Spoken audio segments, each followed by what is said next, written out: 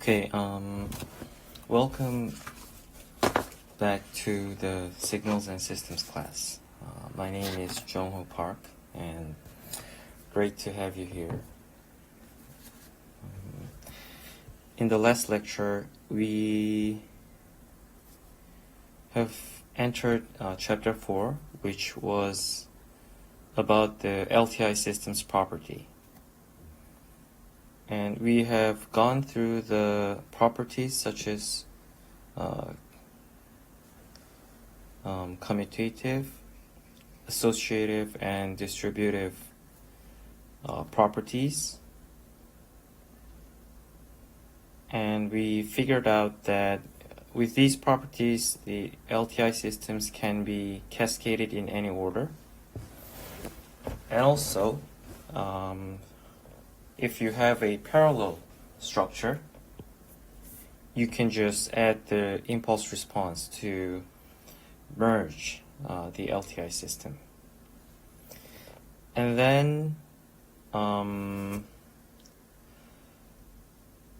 we have studied about the memoryless and the invertibility for the LTI system. And I think you can remember that we have already gone through this for the system.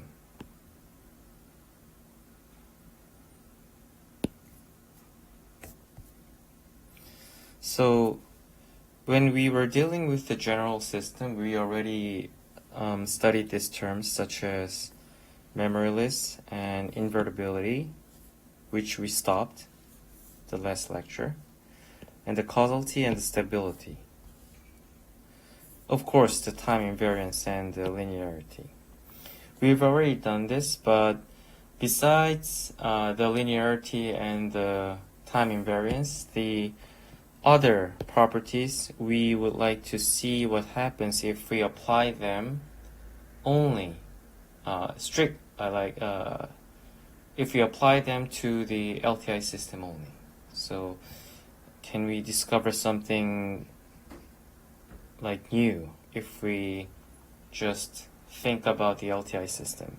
So for the first property, the memoryless, was the definition is like it only depends on the current input, right? So with this definition, we directly erase the other things except for the input at the same time, which is n, because the output we're currently having is at n.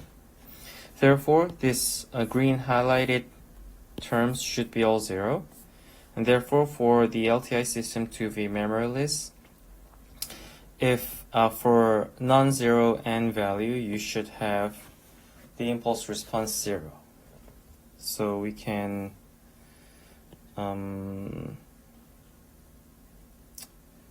have this kind of form for the memoryless property LTI system.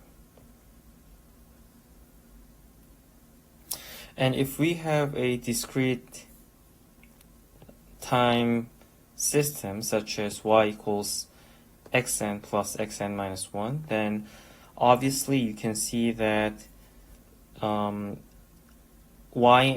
consists of the input from n and n minus 1.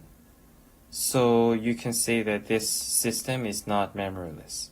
So this is the system with memory property. And for the second property, we have entered in invertibility. And as you can recall that this invertibility is about if you have the original system here, and if you cascade another system, which I will call HI. So if these are in the cascaded order, then if I plug in the input for the first time, then all the way go through, you will have the output which is the same as the input. If this happens, then this HI is a invertible system for H. So H is, so H represents the impulse response of that system. And if you have the impulse response of the LTI system, you can like generate any output for the any input signal, which is a very powerful tool. So you can represent the output by saying the convolution, by computing the convolution between the input and the impulse response. So I can express it like this. And then this one, which is an output for this system, is also an input for the second LTI system, which is HI, correct? So this being an input, so there is, in fact, there's like a parenthesis here.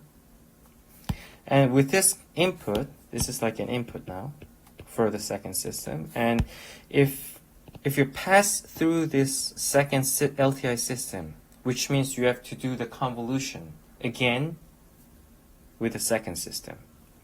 And if I do that, then I will get the final output, which is Y. And if this equation is true, and if HI exists, which leads to this equation, this relationship, then this LTI system H is invertible. We can say that. Okay? So only if there is an HI, then this corresponding LTI system is invertible.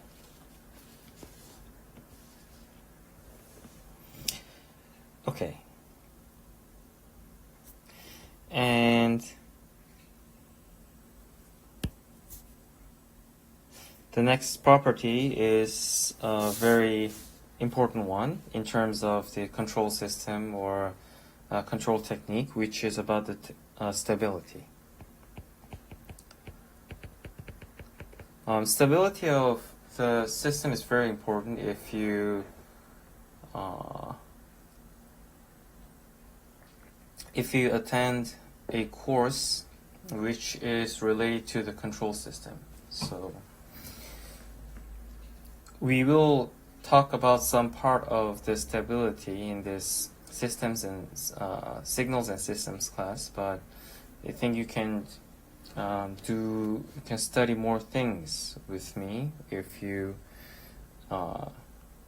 attend a control course in the future.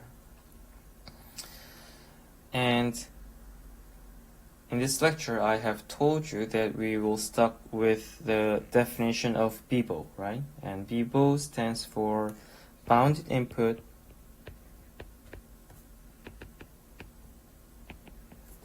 and bounded output, also known as BIBO. And it means that if we pass through the bounded input for the LTI system for a system, and if you are guaranteed to get this output which is also bounded, then you can say that this system is stable. So we have chosen this kind of definition for this course. Now I would like to express this statement in equations. Okay? So bounded input, so I'm going to stick with the discrete time, okay? And so bounded input, we can say that, so input we denote it as xn, and bounded means it is less than something, which is a constant. But I think I have to do something more. I think I have to do better than this, because it could go minus infinity if I just let this happen. Okay? So what do? I have to put the absolute value of this input signal to say that this is a bounded input. Okay? So this inequality should satisfy for all n, for every n. So it should be bounded. And let's start with the definition of the output for the LTI system. So for the LTI system, we can say that we can have the output by expressing it as the convolution of input and the impulse response h. And if you recall that definition, I can say that k goes through minus infinity to plus infinity, where inside the summation I have hk multiplied by xn minus k, remember? So this was the definition, right? So this was the definition for the convolution in discrete time. And it does not matter with this, it does not matter, it does not change this equality here if I put the absolute value for both sides, right? I can do this. So there's nothing wrong with this equality here. And so if you focus on this part, like I'm literally just summing the whole thing, which consists of h times x. So this h times x can be positive or maybe negative, and if it's negative, if you do the summation of that negative effect, then you will get like the minus something instead of plus something. However, if I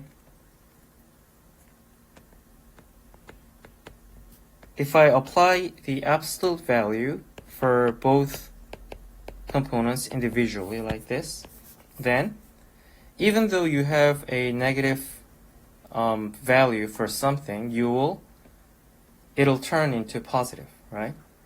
So if I multiply the absolute value by another absolute value, you'll also get the positive value. And therefore, if you do the summation for minus infinity to plus infinity, which is the same as here, then what do I get? I would absolutely get the bigger value. Or maybe equal, right? Equal should be involved because in the original manner, if all of these are positive, then it'll be the same as this one.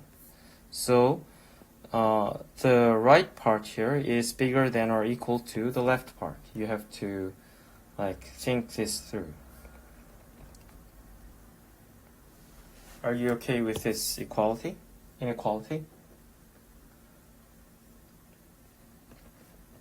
And then we can proceed this equation further with this relationship, which represents the bounded input signal.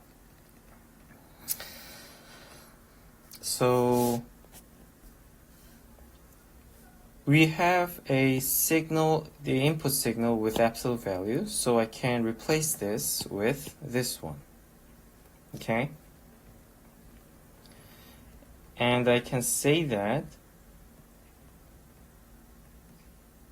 if every input is smaller than or equal to the capital B, the big B, then I can say that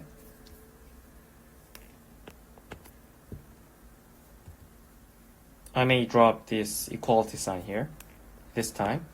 I can say that it is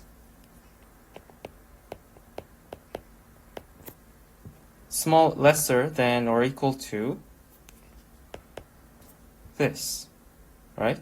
So I just replace this x part by b, and we can say that for every n, the absolute value of input is lower than this b. Therefore, I can say this, and I can write down this one, and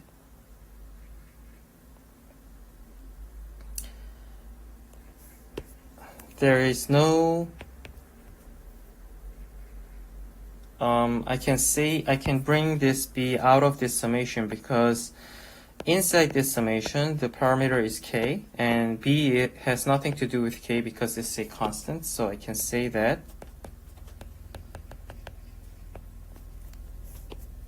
I'll have to express this minus explicitly like this, right?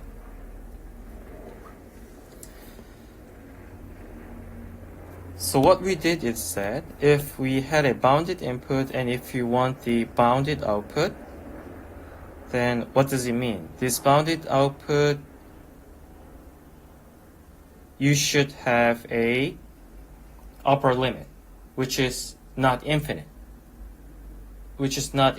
But with a constant. So you want this upper limit, this one, for all n, right? You'll have to have this upper input for all n.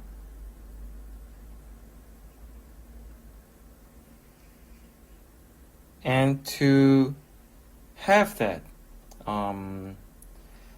upper limit as a constant,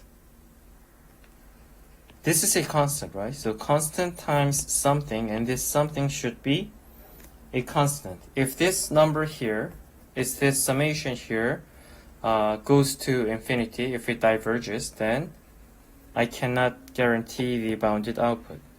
So in the LTI system, if you want this LTI system to be stable, so this is restricted to the LTI system. If you want this to be stable, then if you sum every absolute value of impulse response, if you do the summation from minus infinity to plus infinity, and if this value converges to some constant, not the infinity, so I express it like this, then that LTI system is stable. You can say that. And this expression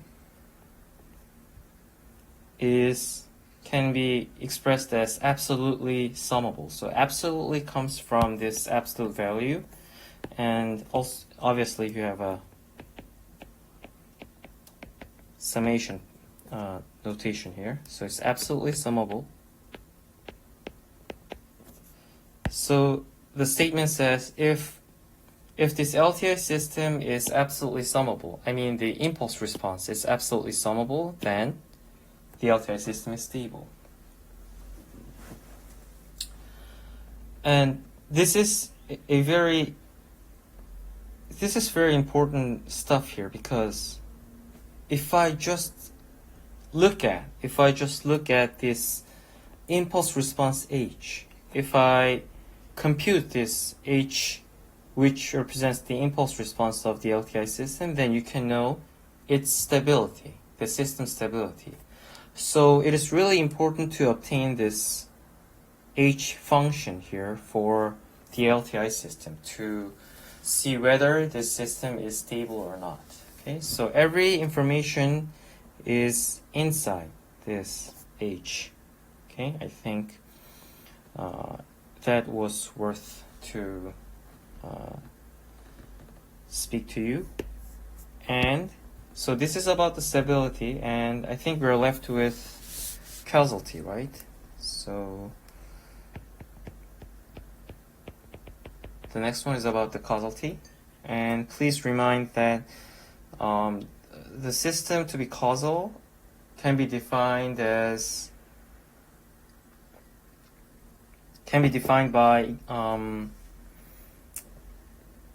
like what the output of this system depends on. So the output of a causal system depends on what? Depends only on we already studied this, so I think you have to remember. It should depend on the present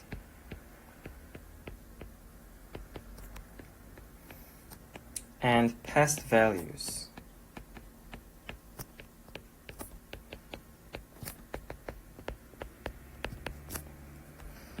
of the input to the system. So it should depend on present and past values, not the future value. And I think I would like to express this condition for causality in terms of H, as we already done with the stability, okay? So I think that I'm going to stick with the discrete time also in this case, and with the definition of the discrete time convolution, I can say, I can express like this with the help of H, right? And this is like, I think,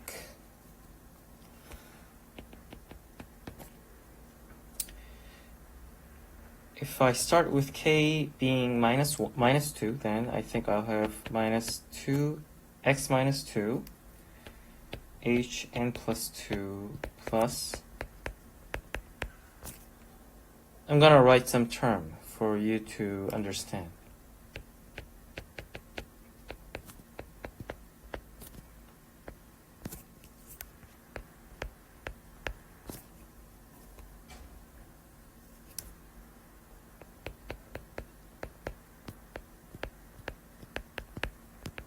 So it goes to infinity, right? So this is when k equals minus 2, minus 1, 0, and then 1. And k goes on to the plus infinity.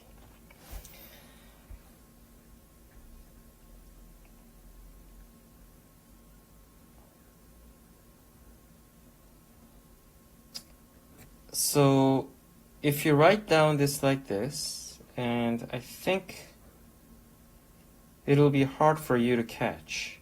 So I'm thinking of changing this by replacing the parameters. So I think I'm gonna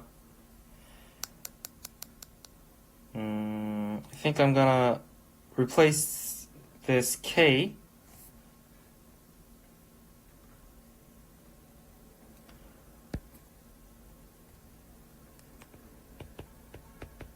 to t, like in this relationship. So I will replace k with t, because k is the parameter here, right? So with k, with this relationship. So then, so I'm only talking about this summation here. So I can say that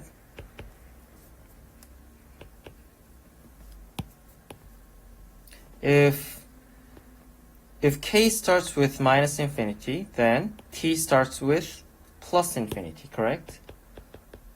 And if k ends with plus infinity, then if I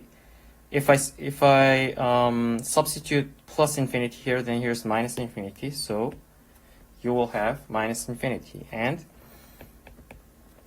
I can say k by leaving this alone. And if you do that, if you bring this to the right hand side and bring this t to the left hand side, and you will get n minus t, and h n minus k is ht itself.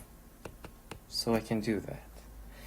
And this is just a dummy variable, and I think I can replace this with k. So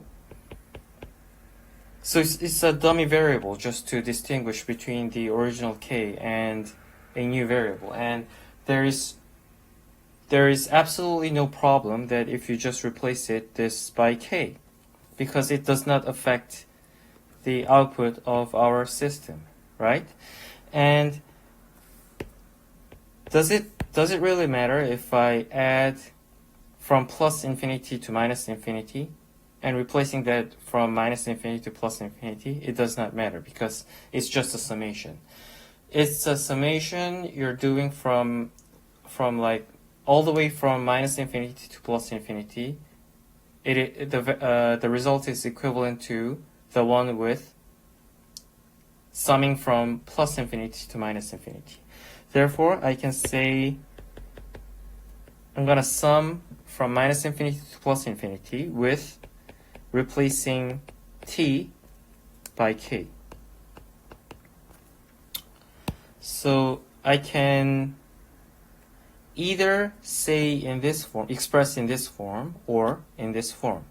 They are the same, okay?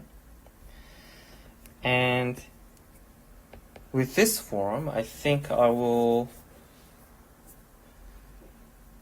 do some of them.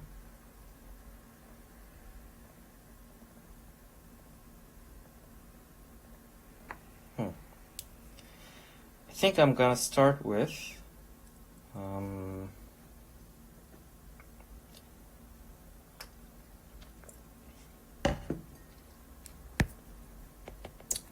k being plus 2. I'll start with. No. I'll start with k being minus 2, to be fair. So it's n plus 2, h minus 2, right? Plus, if k is minus 1, then I will have this. And if k is 0,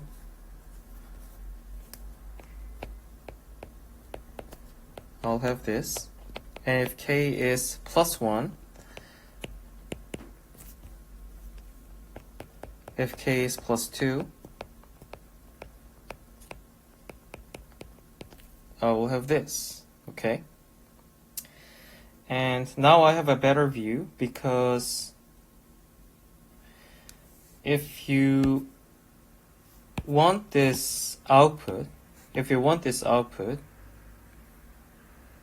to be dependent on the present and the past value, then past value of input, this is the point. So the present and past values of input, then we can have, okay, so let's see. We can have this term right here, okay? Because now we are in n as a present, so this is a present value for the input, right?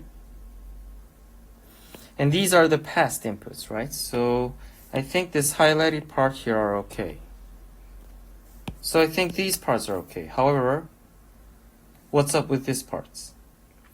This part, you have a future value of the inputs, right? So I think you have to get rid of these. I think you have to make them 0 for this definition of the causality to work, right? So I can say, like, I cannot control this input, right? So I think I have to make these h's 0. So h represents the impulse response, and for system to be causality, causal, then this hn should be 0 for what? For all n? No, not for all n. For n, which is smaller than 0, right? Less than 0. So for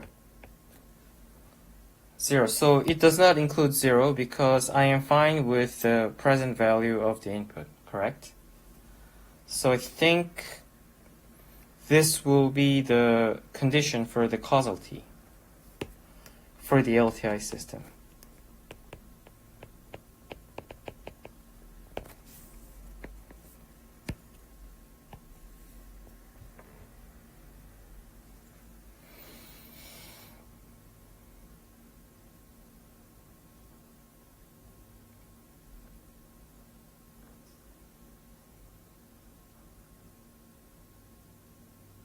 So are you okay with this?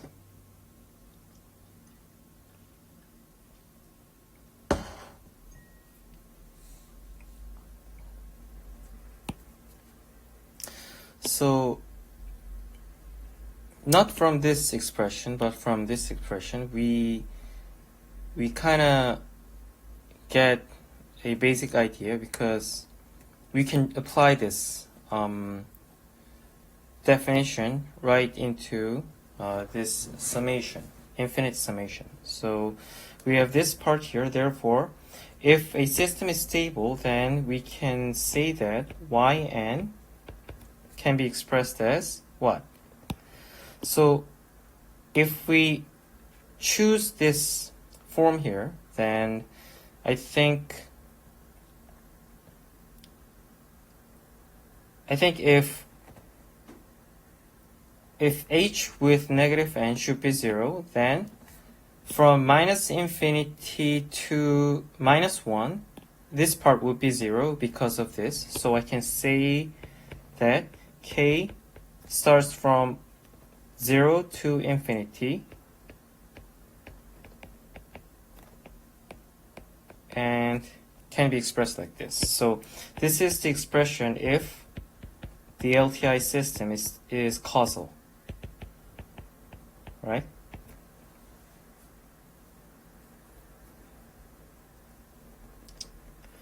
So I can do this form. And also, we haven't done it, but if we look at this part here,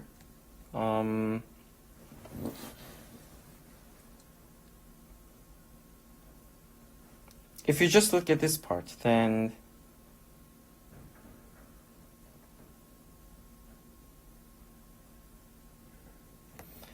as the argument for the input is just k, then if k is, what happens if k is bigger than n for this expression? If k is bigger than n, then it means this k is a future value, right? Because we're talking about this output n here. So if k is like n plus 1, n plus 2, n plus 3, then it means that it's in the future time, future discrete time. Therefore, to get rid of this input, which is a future time, then h should be 0. So for k being bigger than 0, this hn minus k should be 0, so that this yn is not affected by the future value of the input. Okay? So if you carefully observe this condition here, then I can say that I can express this equation. If the system is causal, then k should be bigger than n. Excuse me, k should be less than n. Correct? So I can fix this part for this expression, which is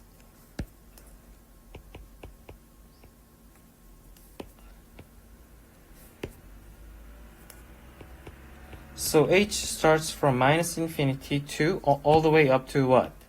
All the way up to not infinity but n. Because if k is n plus 1, n plus 2, blah blah blah, then those terms would be 0 because of the causality. So I can say that k starts from minus infinity to n if we have this kind of form for this input. And I think you can prove this. I'm sorry. I think you can prove this not only by this explanation that I just did, but you just replace this by this relationship, and I think you will get this one. Okay, so please think about this expression that I told you. So I'm saying that only if the LTI system is causal, if it has a property of causality, then you can express the convolution like this or like this, right? So I think we have gone through this causality and stability, memoryless and invertibility, and I think we will have an example for these four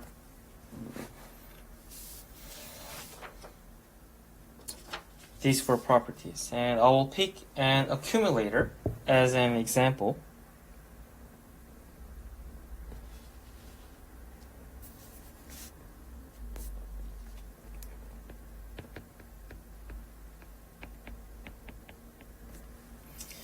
And accumulator was like accumulator is like a integration in continuous time.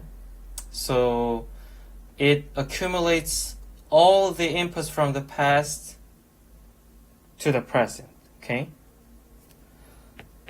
So k goes from minus infinity to n to sum all the inputs like this. So this is the definition of the accumulator.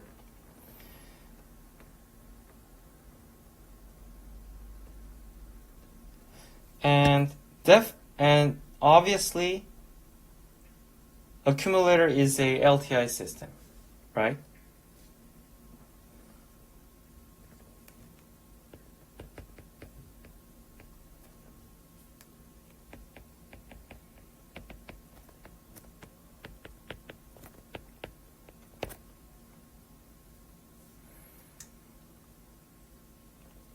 And since this is the discrete time LTI system, if I write down this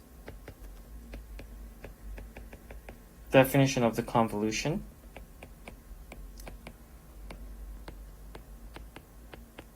the definition of the convolution for discrete time is as follows. And I can compare this accumulator with this definition to obtain the impulse response. I can do that.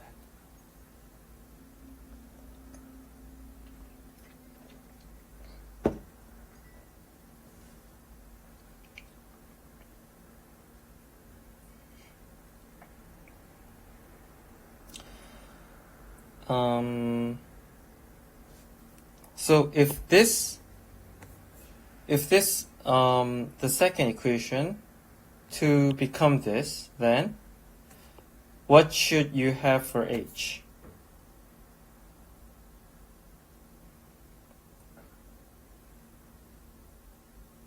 I think you have to have 1 for H, right? So H should be 1, because if you multiply 1 by x, then it becomes x itself, right? So you will have this kind of form for the accumulator. However, there is a slight problem where the summation of the like how many terms are you gonna sum? And if you want to stop, not going through the whole infinity, but if you want to stop at n, I think you will have to have some condition, right? So n is obviously, h is obviously 1.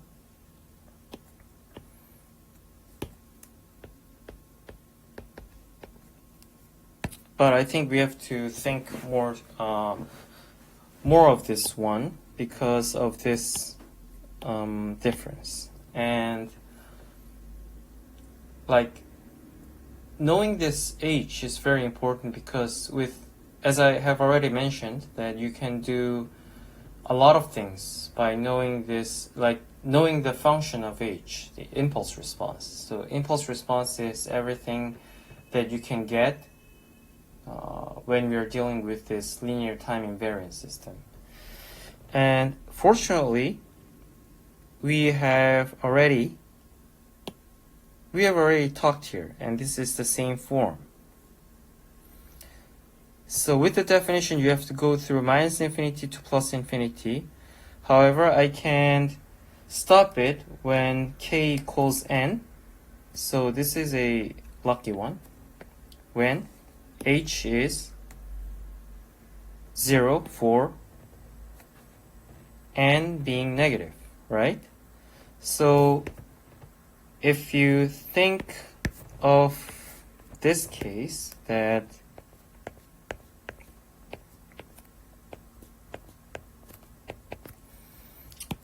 so n being 1 was like this, right? So I'm dealing with discrete time and all the values have 1. But with this difference, I discovered that h should be 0 for negative n. Therefore, this part will be negative. And I start plus 1 when n is bigger than or equal to 0. And what's the function that we already studied?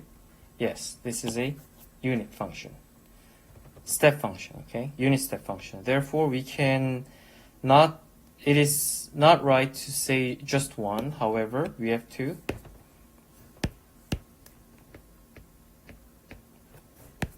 use the word u for the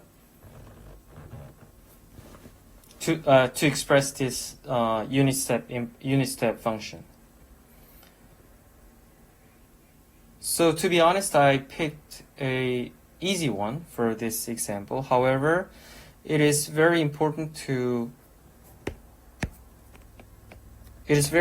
for you to understand that the difference between being 1, impulse response being 1, and impulse response being unit step function. This is a total difference because of the values for negative n. Okay? So please think about this. And we have unit step function as a impulse response.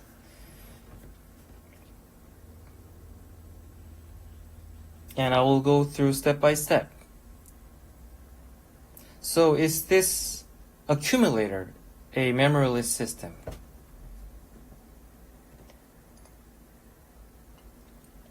To verify whether it's memory or memoryless, you just look at this impulse response, right? And if impulse response consists of some constant times delta n, then it's a memoryless.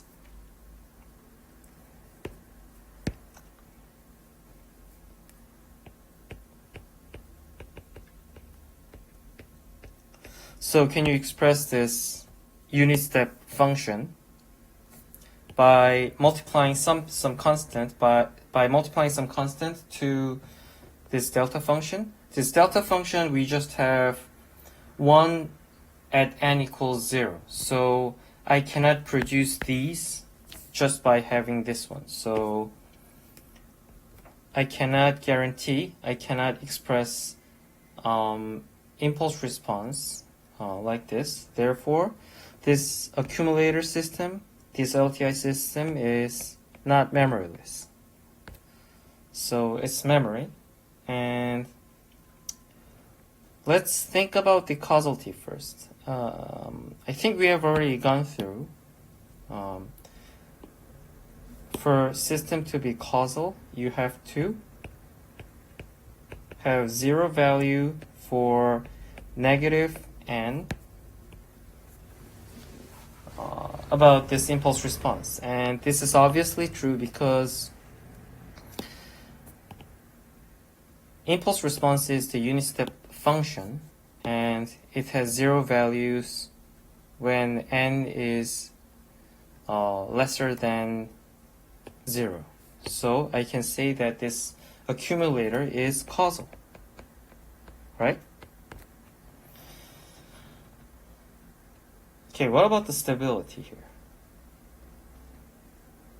Okay, to verify whether it's stable or not, if the LTI system is stable or not, then I have to Similarly, just look at this impulse response, and if you sum every impulse, the absolute value of this impulse response, and what do you get? So I want to see what happens if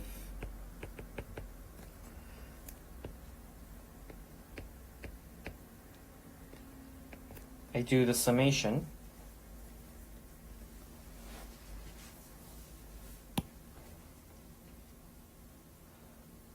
I do the summation of this impulse response. And in this example, this impulse response is the unit step function. So I'm gonna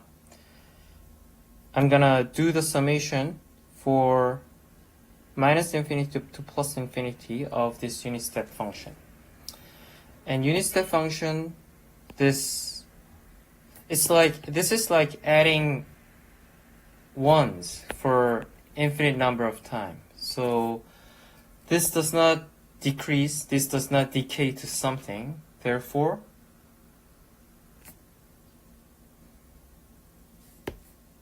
this value becomes infinity. Okay? If you accumulate this step function, then it obviously diverges. Therefore, this accumulator, this LTI system, is not stable. It's unstable system. If you think of this Beeble concept, okay?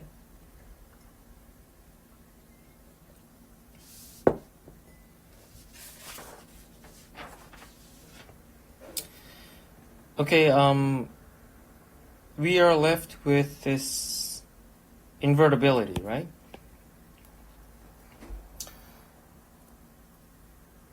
So I want to find out this accumulator is invertible or not. So I think I'm going to use the diagram for this invertibility. So to see if this accumulator is invertible or not, do you have a invertible system for this accumulator? Then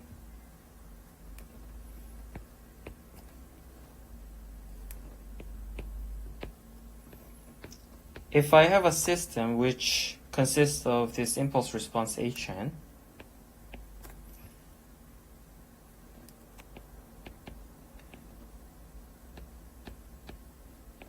and if I have h to the minus 1, and if I get the same input from the final output, then you will have an invertible system. That was the definition. That was the definition of the invertibility.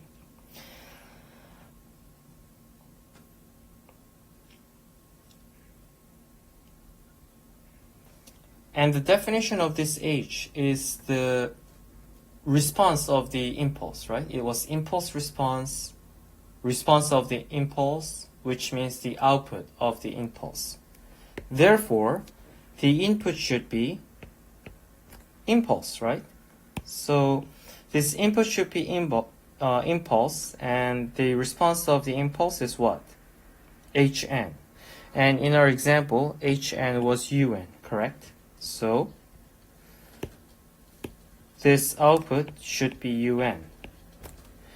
And if I figure out the LTI system, which brings this input Un to what?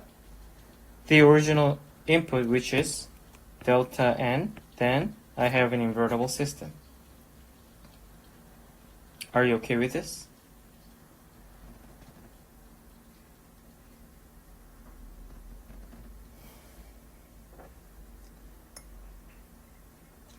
Okay, this is an important one, so I will repeat again.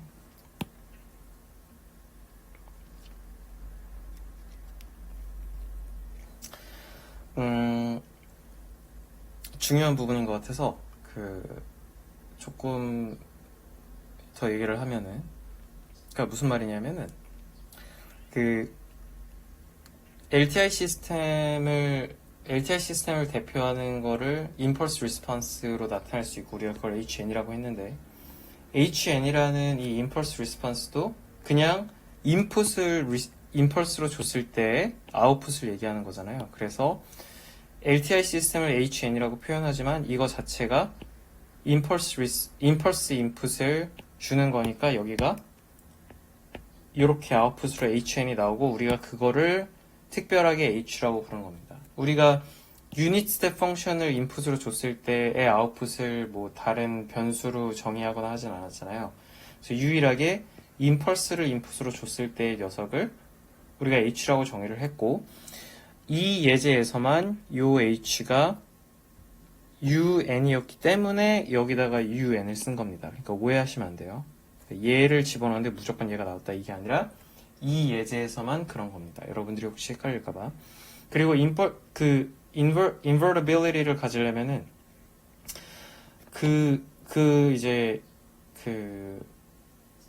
invertible 시스템에 해당되는 녀석을 캐스케이드로 이렇게 만든 다음에 내 원래 인풋이 파이널 아웃풋으로 나오면은 걔가 존재하는 거, 그런 애를 찾으면 존재를 하는 거니까 원래 인풋이 뭐였어요? 델타였으니까 여기가 델타가 되는 거고 그러면 우리의 임무는 뭐예요? 이 예제에서 임무는 유닛 스텝 펑션을 델타로 만드는 LTI 시스템을 찾으면 게임이 끝나는 겁니다. 이해되시나요? 그래서 이 부분은 좀 중요한 것 같아서 조금 더 얘기를 했고요. So to produce this delta n by going through this system that we don't know yet, by having this un as the input, then what should we get? I think we have done this before.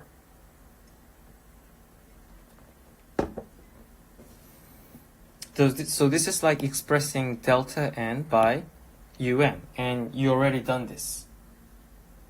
We've studied this when we first introduced this unit step. It was a first difference, right? So one more time for you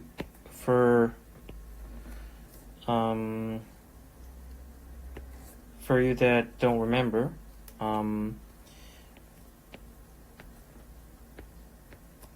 UN was like this, right? The ones starts from 0. This is UN.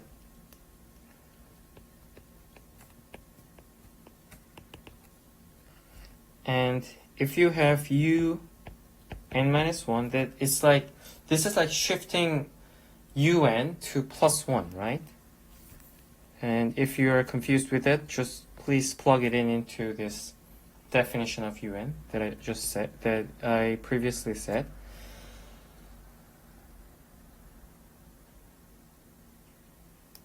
And if you subtract these, then you only get 1 at n equals 0, right? Because these all get removed by each other. Therefore, delta n can consist of this difference, right? So I found this delta n can be made up by this un. And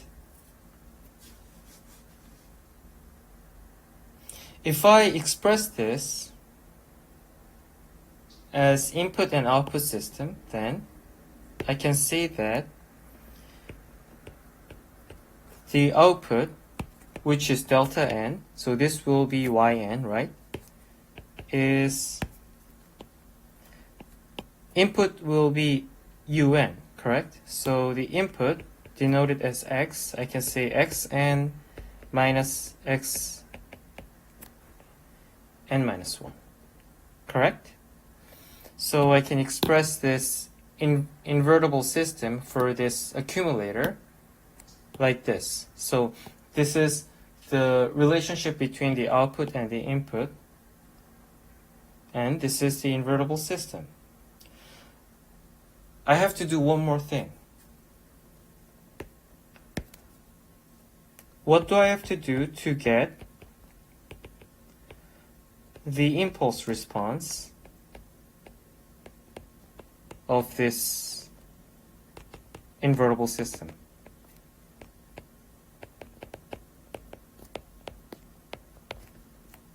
What do I have to do?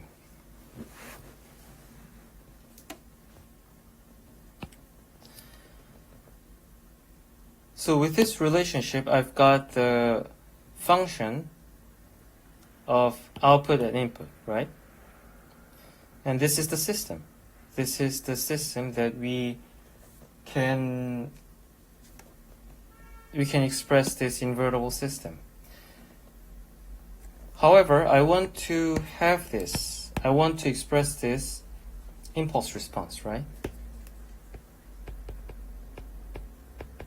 So how do I get this from this system? Can you think of it?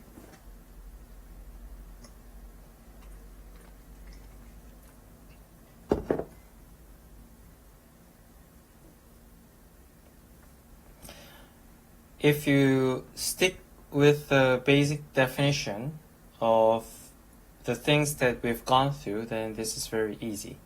This is very easy because what's the definition of H? It was the impulse response. What's the impulse response? It's the output when the input is delta function, impulse. So to get impulse response, you just have an input as a impulse, right? So since we have this beautiful function here for the invertible system, you just put the input as the impulse response. Then you will, as impulse. Then you will get this, the output of this impulse, which is h to the minus 1. So to get this, you just choose x as delta. So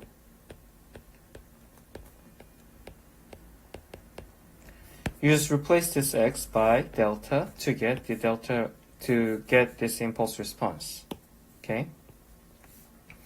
So I think these are huge difference. So this represents the system itself, and this represents the impulse response of the LTI system. So if you have this function of system, then it is very easy to get the impulse response. You just put impulse as an input. Okay.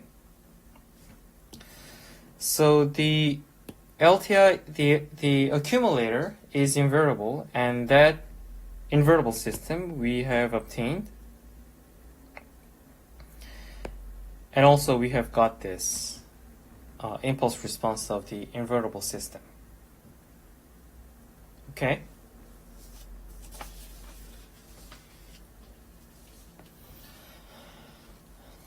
Okay, so I think we have gone through this chapter 4, which was about this LTI system, and now I think we will jump into chapter 5.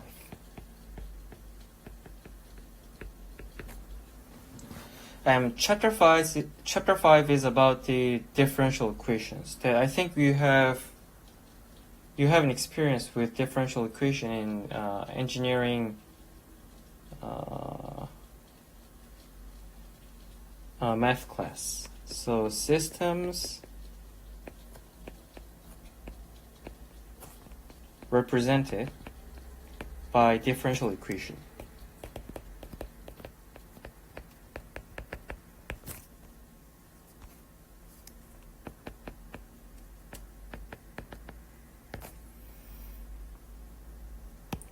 So far, we have studied the properties and how to express the LTI system. And among them, I have selected chapter 5 as a differential equation because it is very important representation.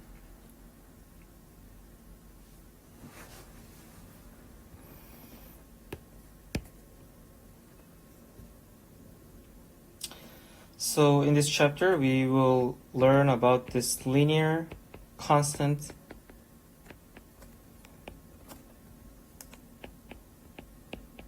coefficient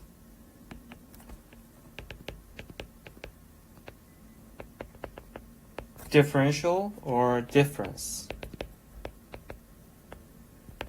equations.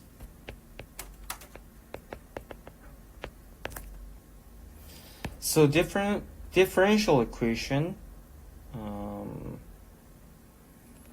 refers to the continuous time,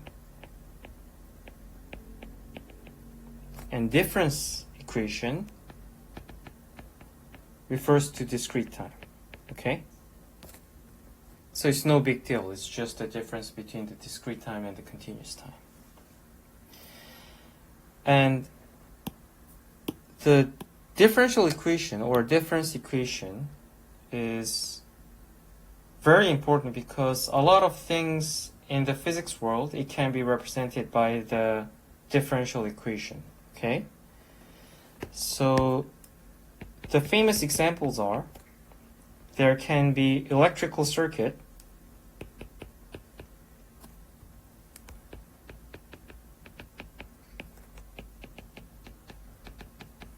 which can be expressed by this differential equation. So if you have this resistor and conductor and capacitor, you can form the differential equation relating the voltage and the current, right? I'm not going to go through that. Also, there is a mechanical system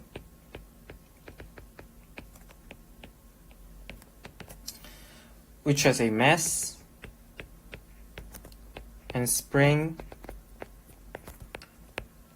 and damper. If you have these, then you can represent it by this. You can represent the motion of this object by the differential equation. So if you have like a wall here and you have a spring attached to some mass here, this is an object. And on the other hand, if you have a damper, and if you read any textbook about this mechanical system, then you'll have a spring constant denoted as K and this damper as B or C or maybe D. And if you define this coordinate x, then this motion of x can be represented by this differential equation with mass, spring, and damper.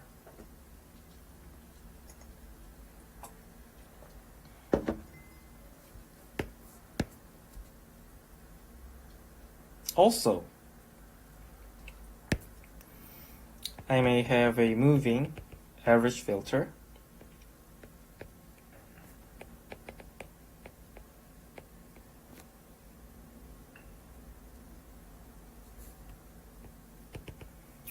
or digital filter. Okay, and these are particularly these are like the method for smoothing a data.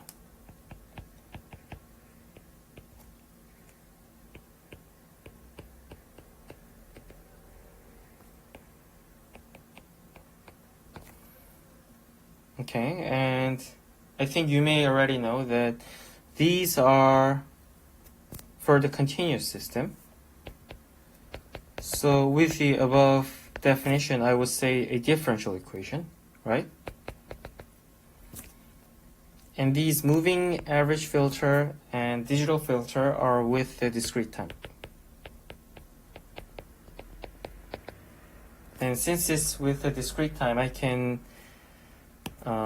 say that they are difference equations, but that's not a big deal. We just want to differentiate, we just want to distinguish between the times. So no big deal, but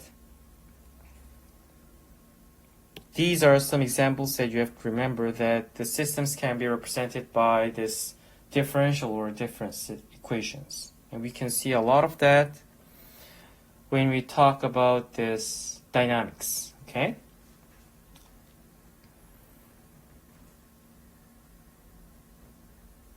But I think we will not go through a specific example, but a general form of this linear constant coefficient differential equation and difference equation. So the general form, I can say that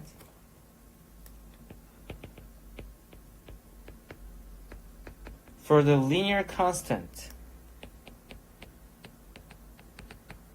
coefficient differential equation,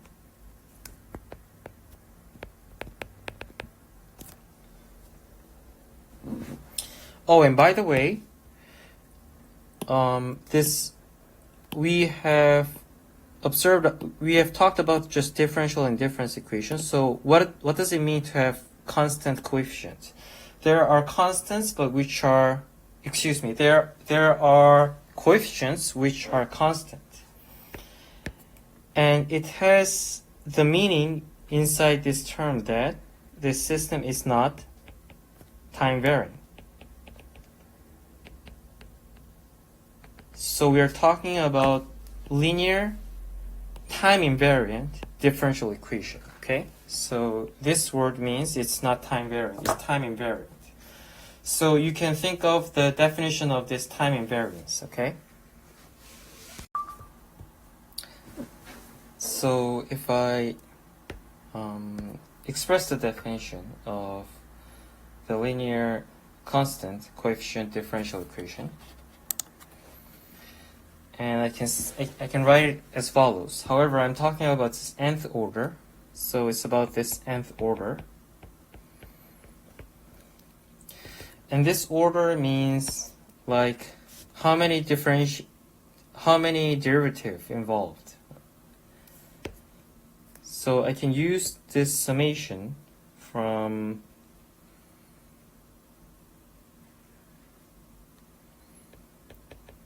this k equals 0, from 0 to n.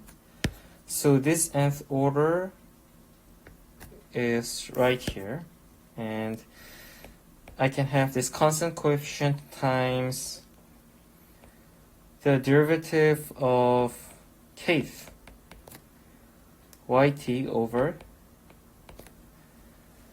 dt. So I'm differentiating with respect to time, obviously, and I can say that k, the right hand side will be about this input, and I'm gonna put m here, not n, and I'll have different constant coefficient for the input, where I will have the same derivative form for the input, dk, like here. So this is a very general expression for the linear constant coefficient time differential equation.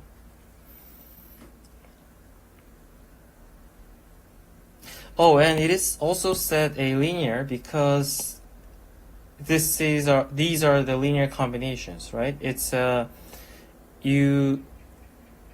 you multiply this derivative term by a multiplier, and then you do the whole summation for both sides. So it is linear because of this linear combination, and it has constant coefficients ak and bk, which are not time varying, which does not involve a time, and it's a differential equation because you have a derivative for both the output and the input. Okay, so I will denote this equation as 5-1.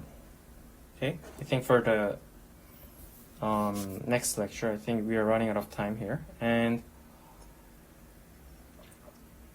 also, in a similar manner, I want to define linear constant coefficient difference equation for the discrete time.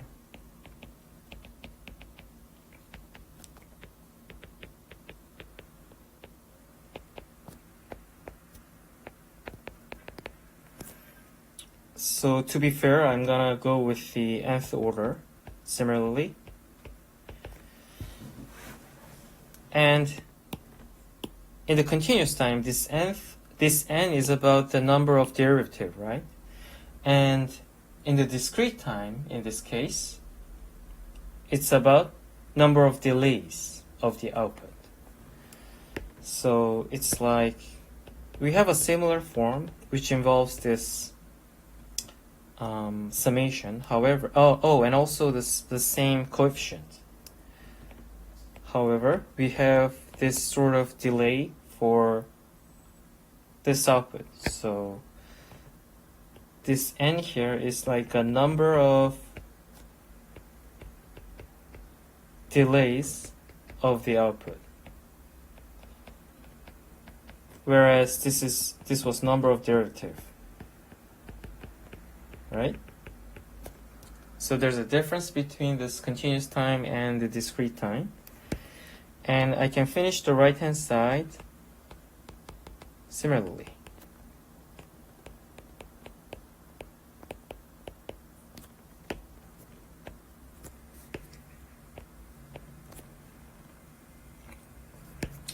So this is like this x and minus k is like a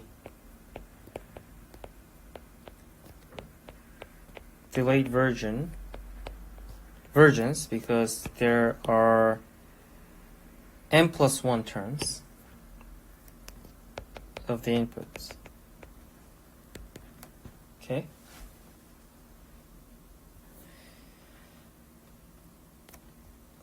So there is a difference between these differential equations and difference equation. And differential equations is about the derivative, which has an examples, a famous example for mechanical system, dynamics, and electrical circuit. And this difference equation is about this delayed, is about the delayed input. And I would like to start with this differential equation for chapter 5.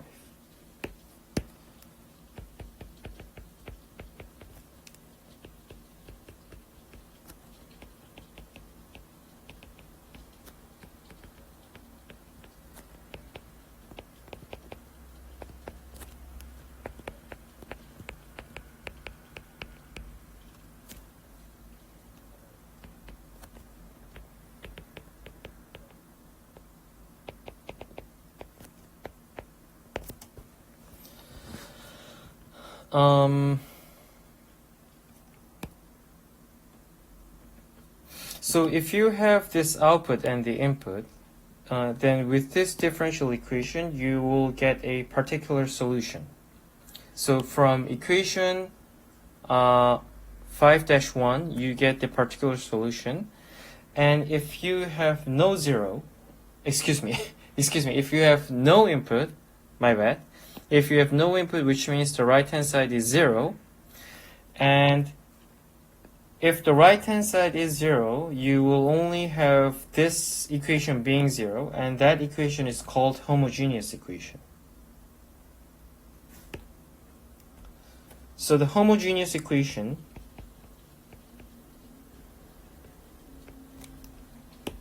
I think I rather write down because not for you to confuse the word. Homogeneous equation is about the equation that you do the same summation for the differential equation of the output.